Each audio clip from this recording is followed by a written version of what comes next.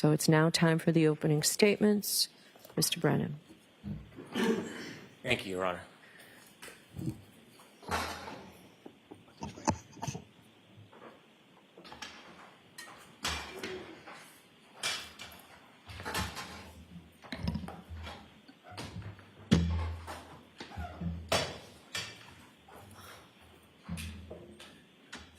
At 6:04 a.m.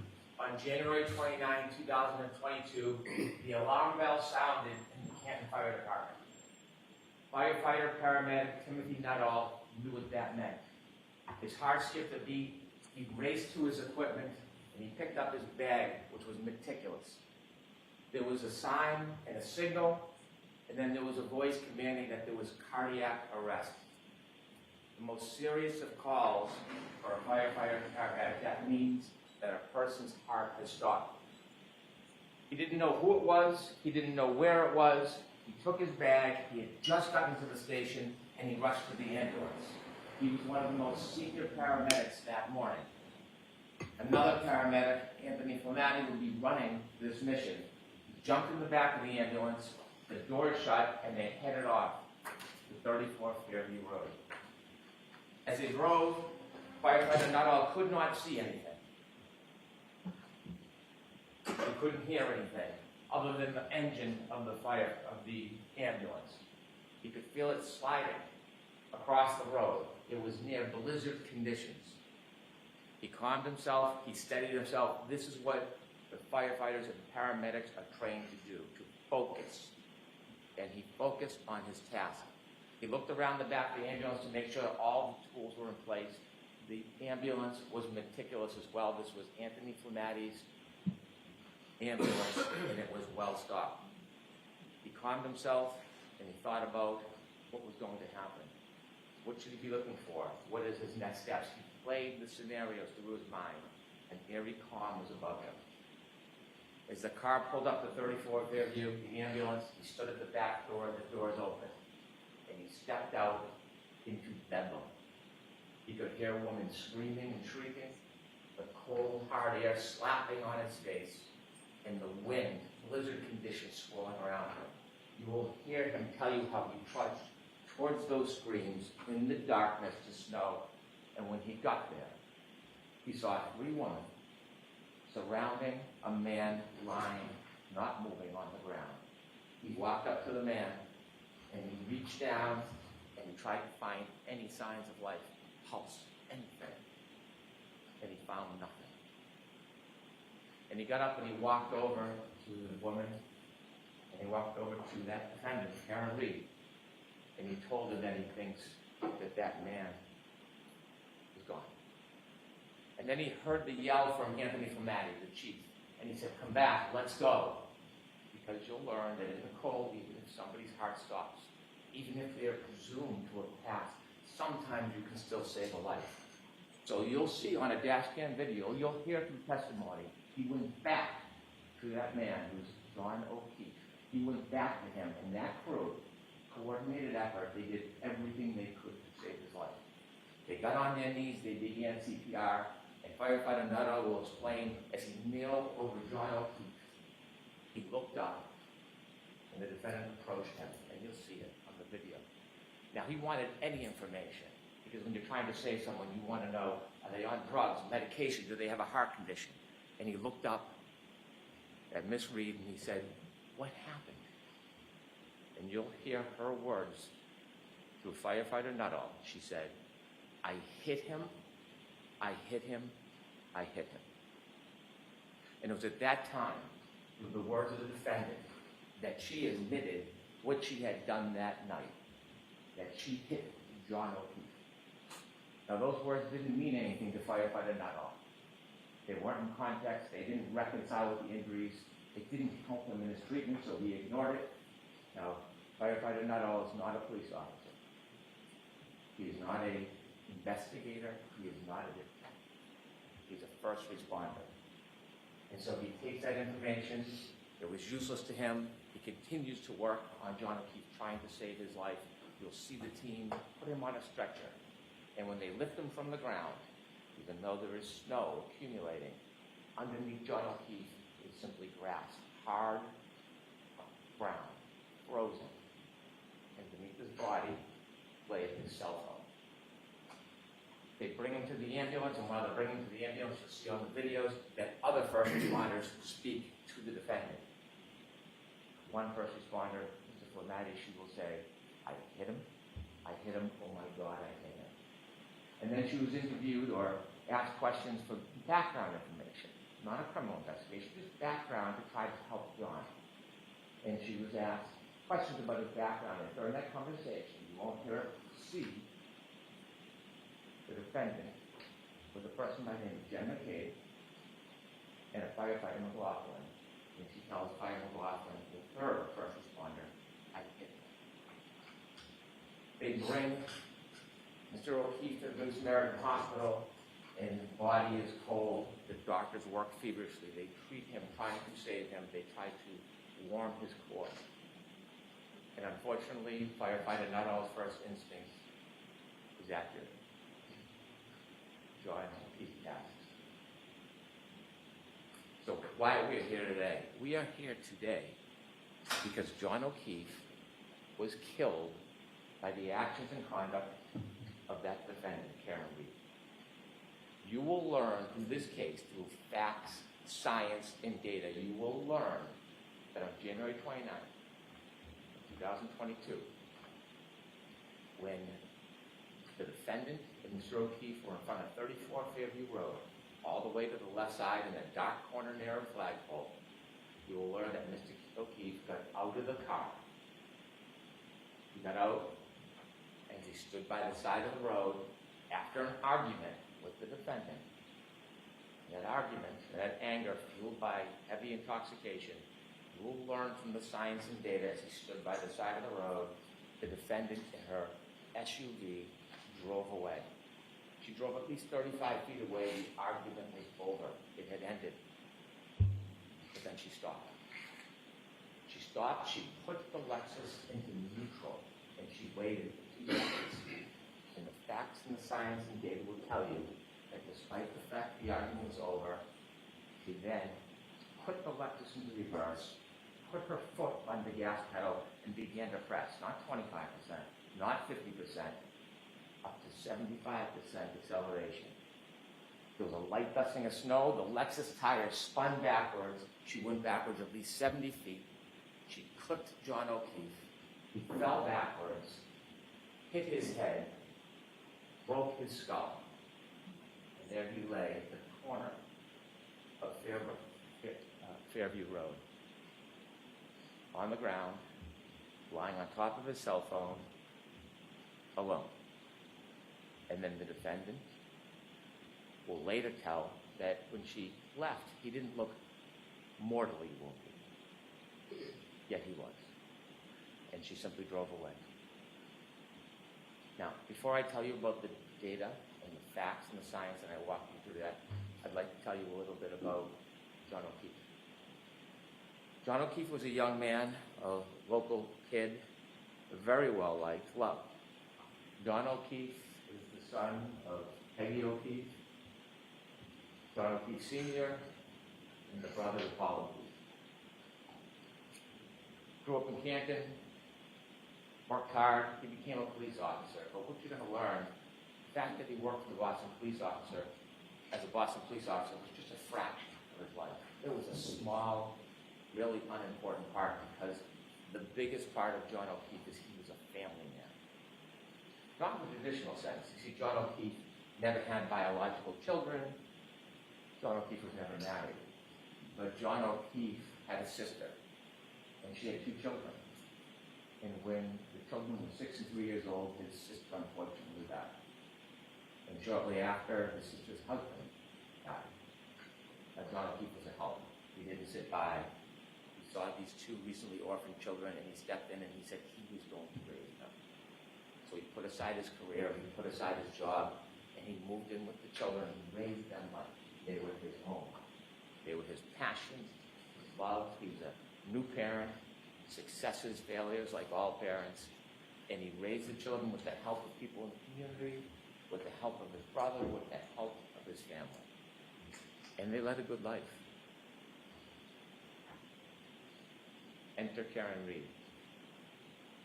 Around COVID, the defendant and Mr. O'Keefe reacquainted, and they started a relationship. And you'll hear that even though the defendant had her own home, she was staying with Mr. O'Keefe a lot, 4, 5, 6 times a week. And to most of the world, it was a pretty good relationship. They spent time together, they did activities with the children together, she helped with driving the children, feeding the children. It was a steady relationship until about the beginning of 2022. And then things began to unravel. There was tension, there was arguments. In fact, just a few days before this incident, you'll hear that Mr. O'Keefe asked her to leave, but she wouldn't.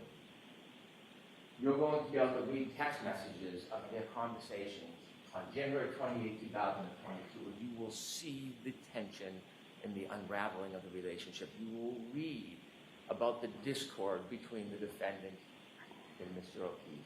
You will see that when he would ignore her calls, they would become incessant. When he would try to push away, she would come closer.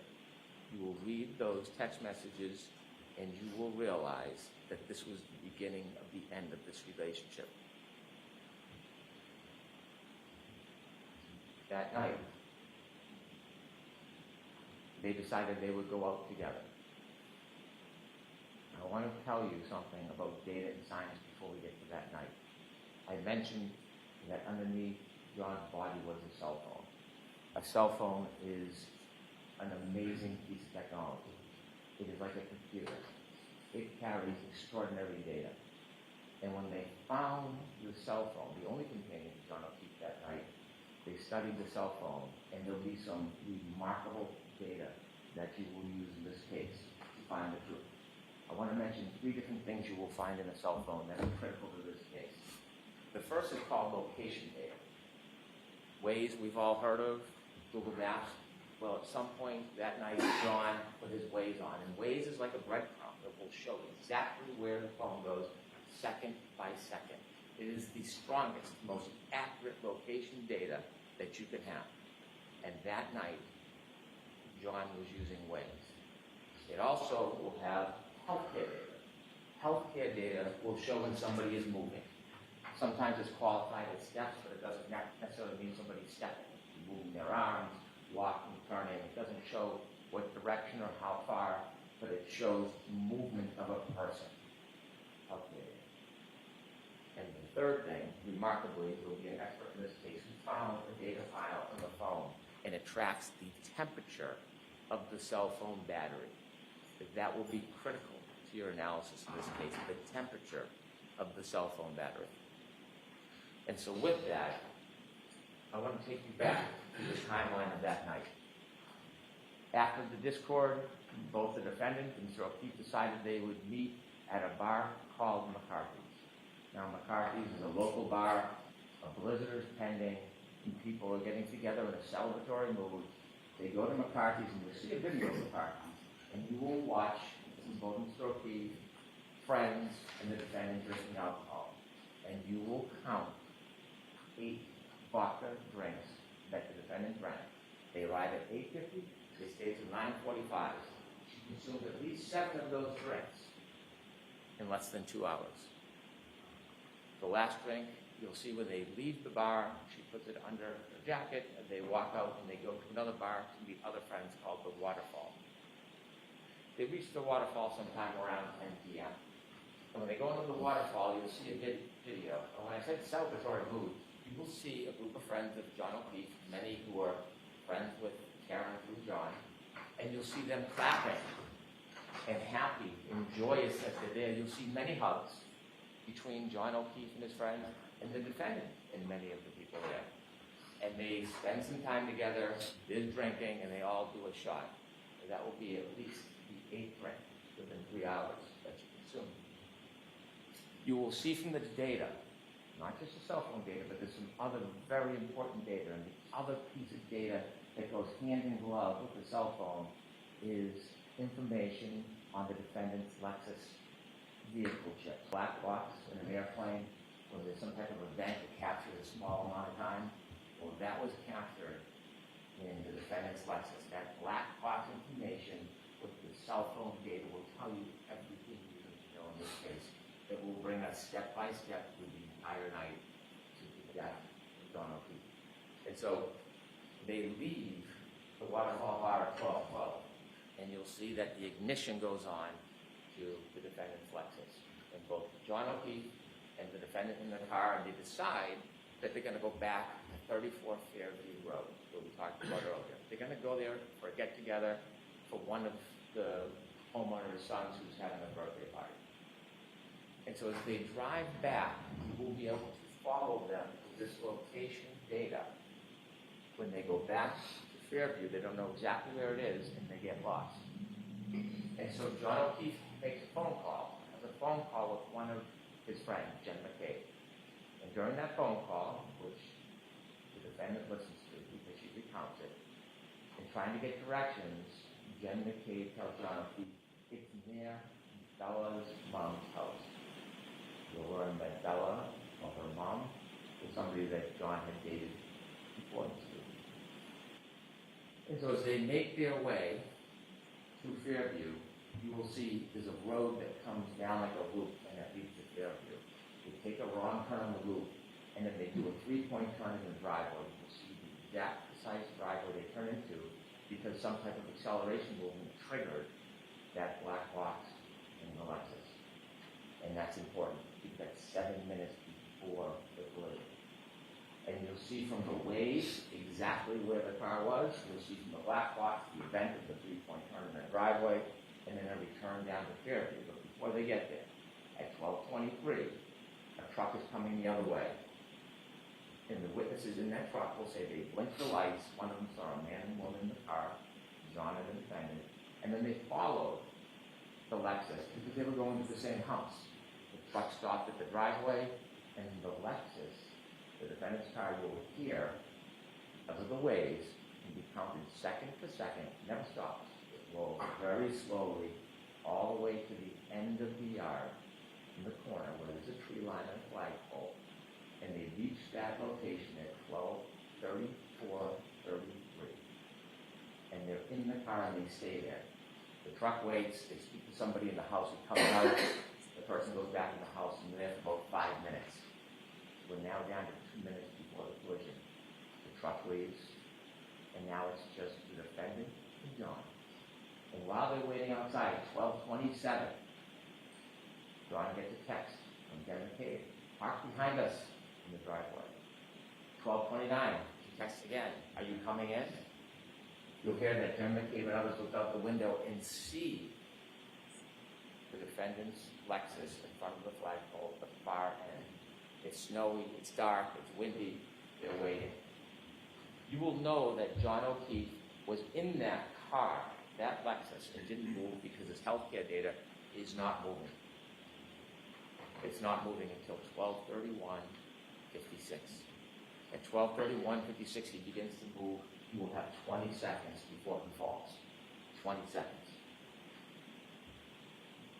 He gets out of the car, the Lexus, and in that 20 seconds, you'll hear that user initiated. He looks at the phone, at the text message from Jen McCabe. It's now 12:32:09. He closes the phone the last time. It will be the last time he uses that phone. From the waterfall bar, you see that he keeps it in his back pocket. And at that time, 12:32:09, last user, he has 7 more seconds he will move before he lies dormant the rest of the night. We'll also have the information from the defendant's Lexus black box. Now, the clocks run differently. There's a 30-second variance, but it's right in the heart of that time. And you will see through the data at that time, when he makes his last movements with the phone, is when her car leaves 34 feet at least, stops, neutral, and then shoots into reverse with the tires spinning right towards him, right where he got out. You'll know they're arguing because the next morning she tells the firefighter, I'm sad because our last moments were fighting. She drives away. They said she's made later statements that When she left, he didn't look mortally wounded. He lied on the ground on top of his phone, light dusting of snow, the snow now picking up. And he's just there. It's 12:37. Now, when he's in the car, before he gets to Fairview, the battery temperature of that phone is 77 degrees. 77 degrees in the warm car. Now that he's been outside the car for 5 minutes, it drops to 72 degrees. She drives to his house. She makes a phone call at 12:33 after she's left Fairview. She calls again at 12:33 and leaves a message. You'll hear it. And you will hear the anger and rage in her voice. She leaves a message. John, I fucking hate you. Pardon my language. You will hear the simmering. And she leaves that message. He lies on the side of the road. He gets another text message. It's on answer to Jen McCabe. Where are you? 12:45. Battery temperature, 61 degrees. So, he gets almost 40 calls from the defendant that night. His phone rings, but he never answers. You'll hear from an expert that the light never initiates, the healthcare data never moves. Is John alone with his only companion, his phone? At 12:53, cell phone drops to almost 60 degrees. 12:59, the defendant leaves another message on John's phone. Now, she hasn't spoken to anybody. Nobody has spoken to her. But her message is coming. You'll learn the message says, John, nobody knows where you are. And this is where the plot in the cover-up begins. The evidence will make clear that she knew he was there. But she did not call 911. She did not go back to him. She did not leave an anonymous tip. She left him. The night wears on. It's now 1:07. Battery temperature 55 degrees. 1:14, she calls her mother. No answer. 1:14:53. Battery temperature 50 degrees. The defendant had healthcare data on her phone as well, and you'll hear that it stops around that time. And you'll later learn that she admits to falling asleep and passing out. But then she wakes. It's 5 o'clock. She is frantic. She wakes up John's niece, and she is unintelligible. She is yelling, she's screaming, she asks for the niece to call Jen McCabe. She calls Jen McCabe, and you'll hear Jen McCabe recount. Out of a deep sleep, she wakes up and she hears, Jen, Jen, Jen, screaming Jen's name. John's dead. Hangs up the phone. Jen McCabe calls down. And then she, what's going on? And she's told, well, I left him at the waterfall. At the beginning of her. She tells Jen McCabe, I left him at the waterfall. Jen calls back and says, you saw him go up front. You didn't leave him at the waterfall. She hangs up. She then minutes later calls another person, Terry Roberts, a friend of John O'Keefe. Someone who's not friends with the defendant, but they know because they helped raise the kids and they interacted. She had nothing to do with the night before. Wasn't at the bars. Was home with her family. She calls her and says, I think John got hit by a plow. I think he's dead. Now, Terry, with that information, calls 911. She calls hospitals. You can hear her voice. She's concerned. Not him. And then she gets another call from the defendant. And she tells the defendant, come to my house. I will help you look for him. And the defendant says, I was so drunk last night, I don't remember anything. Waiting for her to arrive, she learns she doesn't arrive. Instead, the defendant goes to Jen McCabe's house. Terry Roberts, the other friend, then goes to Jen McCabe's house, pulls behind the car. And when she does, she's on Bluetooth, and she can hear the defendant say, my taillight's broken, my taillight's broken. And she looks, and the snow packed in the right taillight, she can see a piece of the taillight missing. The defendant desperately wants to go to 34th Fairview Road, but Terry Roberts takes over and says, we're going to go back to John's house. Maybe he's in the house when you didn't see him. So both cars, driven by Terry Roberts and then Jen McCabe, with the defendant, go back to John O'Keefe's house. You'll see a ring video where you see them go into the house and they look around, and you'll hear about the woman, Jen and Kerry, enlisted into this task. Look for John O'Keefe. They cannot find him. And then when Kerry Roberts comes into a room, she sees, rather than looking, the defendant simply standing there, staring at the wall. At that point, the defendant insists they got to go back to Fairview Road. They decide to take one car. Kerry Roberts is taking charge. She's going to drive. They leave Miss Reed's Lexus and John O'Keefe's driveway, and they drive back towards 34 Fairview Road. You'll hear it is blizzard-like conditions. It is dark. They can barely see a thing. And when they get close to the edge of 34 Fairview, you hear the defendant start to scream, "There he is!" Both women look and they can't see anything. She starts kicking the door. The defendant's kicking the door. "Let me out!" Kerry Roberts stops the car and lets her out, and she sees the defendant run exactly to where John O'Keefe is in the darkness. Just where she left him. Kerry gets out of the car, starts to walk towards where the defendant is, and she sees the defendant lying on a body. She can't tell who it is because the face is still covered with snow. And she comes over and looks, and she wipes off the snow from John O'Keefe's face. She realizes he's one of her best friends in the world, is John O'Keefe. And she starts to try to do first aid. They start to move him, and coincidentally at 6:06 when they start to move him, the cold air hits that cell phone battery. It drops from 50 to 43 degrees. And they try, Jen McCabe calls 911. And that's when a police officer arrives, firefighter Nuttall and his crew. And when they lift him, that cell phone battery that is shot down to 37 degrees, Kerry Roberts picks it up and puts it in her pocket, and it immediately starts to warm. As she moves to help get a data, showing movement starts again. At that point, nobody knows what happened. The Canton Police Department come. You can see the police cars and cruisers. They're not sure, so they look in the area where John's body is and find a glass from the bar near his body. They find blood spots. They try to put the blood spots in plastic containers. They don't know what they're looking for at this point. There's no information. They don't believe or know that there's a crime. They just know that John O'Keefe somehow ended up here with the broken glass and the blood. And so that morning, you can see the work of the Canton Police Department try to uncover a little bit around his body to see what they could find, which was very little. And then, Kerry Roberts goes and picks up Peg O'Keefe, tells her the news, and they go to the hospital. They go to the Good Samaritan Hospital, and Kerry Roberts is walking, and Peggy O'Keefe is going to go see her son, with her husband. And as she walks down the hall, Karen Reed is also at the hospital. See, there was some reports of maybe she was upset or suicidal, so they sectioned her. They put her in for evaluation to make sure she was safe. You'll hear Peg O'Keefe tell her she walked down the hall to go see her son. The defendant was screaming, "Is he dead? Is he dead?" As she walked by Karen Reed, she stopped and she said, "Karen, what happened?"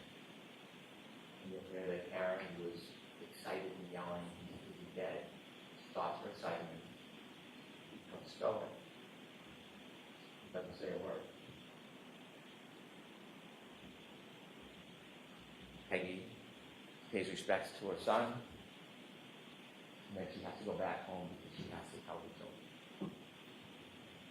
Now, while she's out, the Canton Police Department sent an officer to the house to make sure the children are safe because they're alone if they're home.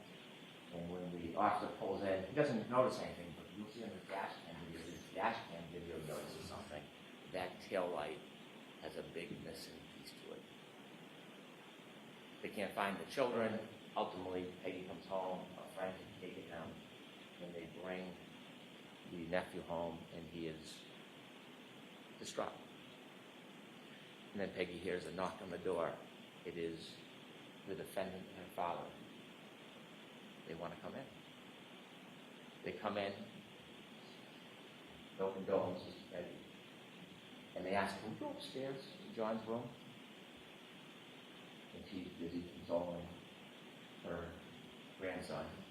They go upstairs. They're upstairs for about 15 minutes. They come down, and quickly they leave. Now they got there from the defendant's father, drove they leave, they take two cars. They take the Lexus with the broken tail light with them back to the defendant's father's house. And you will learn that when police start getting some of the information, they learn about the broken tail light, they learn information that she had told people that she had hit him. They went down to see her. And on their way down, they decided they would get a warrant to take the Lexus. When they get down to Dighton, where the car is, you'll hear from Trooper Buchanan. He took a look and you can see the missing tail light. They went in and spoke briefly to the defendant. They took the car, they brought it back to Canton. And so what you'll learn from the forensic evidence that will help with the science and data is that not only was the cell phone left behind, but also around that area, broken tail light was littered around John O'Keefe's body.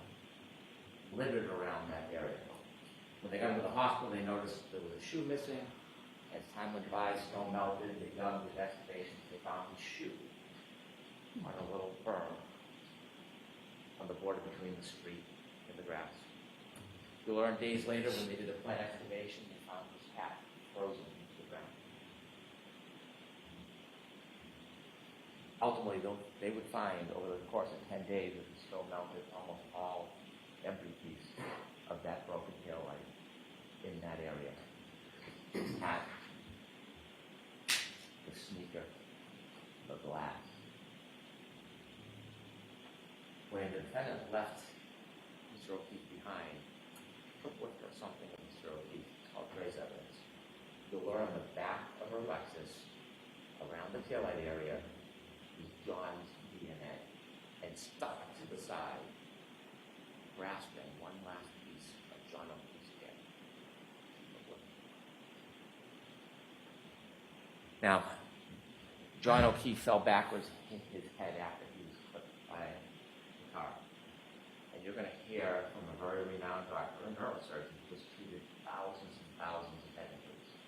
And the wound on the back of the head, when he fell backwards, on the cracked skull, it's called a basal fracture, it created an injury called counter-coup.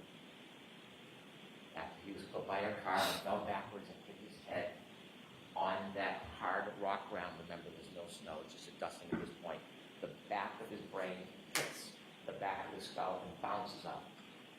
When it bounces up, it leaves marks showing that impact. And this neurosurgeon will tell you, treated thousands of patients, that this injury, to a reasonable degree of medical certainty, is counter-coup caused by falling backwards and hitting your head.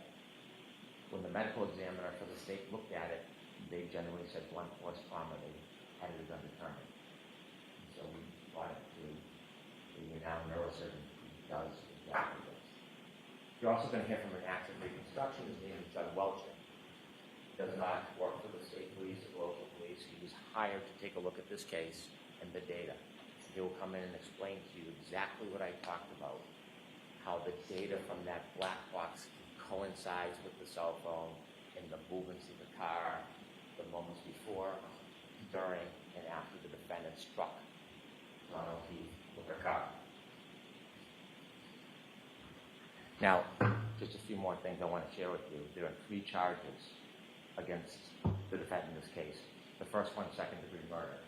When most people hear murder, they instantly think shooting somebody, stabbing somebody, bringing, deliberate premeditation.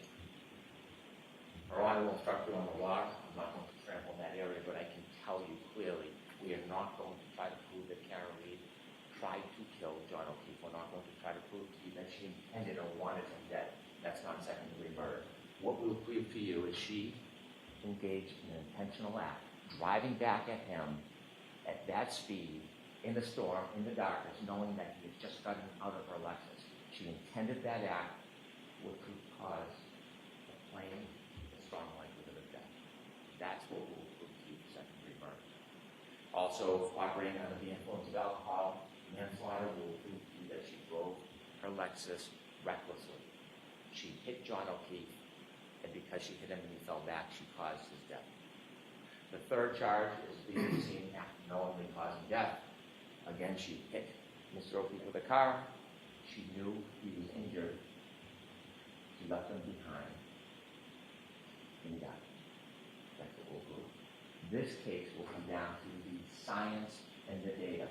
The science and the data that cell phone is the best of historians. It doesn't suffer from intoxication. It doesn't suffer from memory loss. It doesn't suffer from emotion, pride, or prejudice. It is facts. It is data. And that facts and data will lead you to the truth in this case. But after Ms. Reed was charged, she began what you'll learn as a campaign. A campaign to make public statements. 2020, Nightline, Fox 25, a documentary. And we've had an opportunity to get many of her statements in the footage, and we're going to show much of it to you.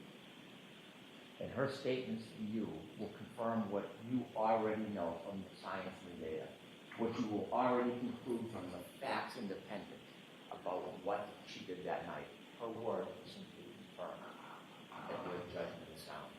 And you're going to hear from her own lips in many of her statements, her admissions to extraordinary intoxications, her admissions to driving in the Alexis, her admissions to being angry at John that night, and I dare say her admissions that she told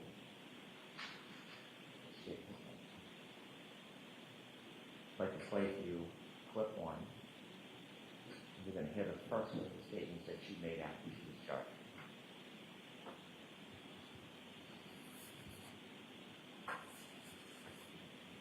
I mean, I didn't think I hit him, but could I have clipped him? Could I have tagged him in the knee and incapacitated him? He didn't look mortally wounded as far as I could see, but could I have done something that knocked him out and in his drunkenness and in the cold didn't come to again? And this would have been the moment you dropped him off at the party. Yeah, would have had to.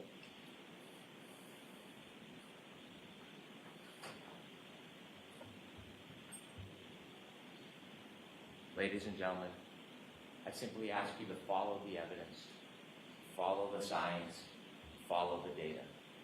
Ignore speculation, surmise, conjecture. Stay true to the evidence. It will lead you to the truth. That on January 29, 2022, a very intoxicated defendant was angry and arguing about the relationship with John O'Keefe. And after the fight was over, she left, but she brought the fight back to him in the form of her SUV. She clipped him, he fell backwards, he broke his head, and then this man who helped, a lifetime of help, was left at the corner of that yard, left to die with no help. The facts, the data, and the evidence will bring you the truth. In the defendant's own words,